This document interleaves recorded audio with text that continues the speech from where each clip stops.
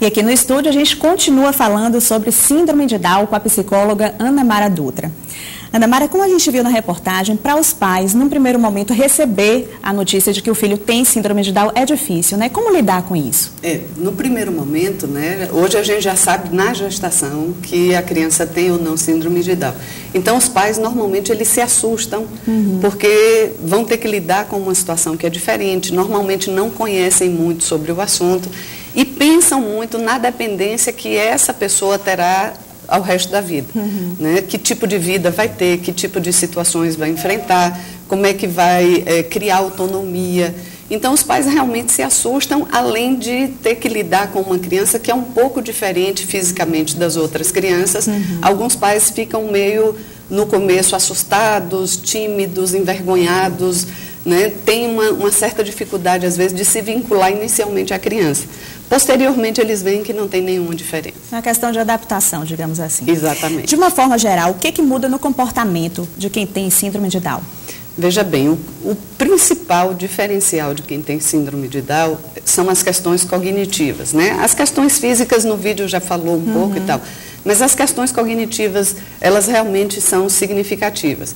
O que não quer dizer que são pessoas que não possam ter autonomia, que não possam aprender, que não possam se desenvolver como qualquer outra pessoa, né? Elas terão algumas dificuldades, mas elas podem aprender a ler, escrever, trabalhar, funcionar como qualquer ser humano. Inclusive na própria reportagem mostra isso, né? Elas só vão precisar de um pouco mais de tempo, elas vão precisar de um pouco de técnicas mais específicas para que elas possam aprender, elas precisam de uma estimulação intensa, principalmente em relação ao tônus muscular, porque eles têm um comprometimento na tonicidade muscular. Então, eles precisam de mais tempo, mas eles conseguem fazer muitas coisas como qualquer ser humano.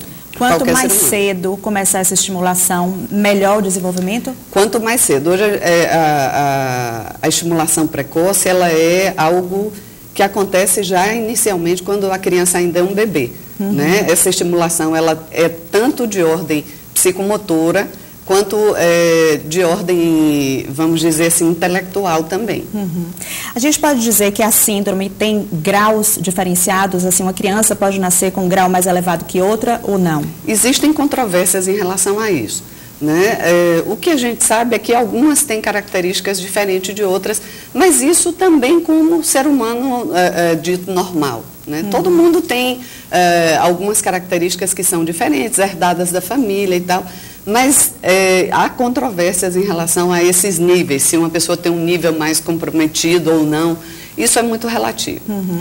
A síndrome de Down tem relação com outras síndromes, outras doenças, assim, algumas crianças que têm síndrome de Down têm também autismo, tem alguma relação ou são independentes? São independentes, né? Normalmente a síndrome de Down, ela tem características mais voltadas para comprometimentos físicos e cognitivos, né, problemas cardíacos e outras questões dessa ordem, mas uma pessoa com síndrome de Down, ela não está impedida de ter uma depressão, de ter qualquer outro transtorno associado. E como incluir essas crianças, né? Hoje se fala tanto em inclusão, como incluir essas crianças no mundo ainda tão excludente? Pois é necessário uma revisão, né, da sociedade em relação ao que é diferente. Porque, na verdade, quando antes se falava que a criança com síndrome de Down, ela não aprendia, ela era retardada, né? Hoje a gente sabe que não. Hoje a gente sabe que as crianças todas funcionam dentro de um ritmo diferente. Então, cada criança tem uma especificidade para aprender. Daí o que acontece é que nós temos diferenças de aprendizagem e não dificuldade de aprendizagem. E quem vai estabelecer o limite até quando aprender, até onde ir, é a própria criança.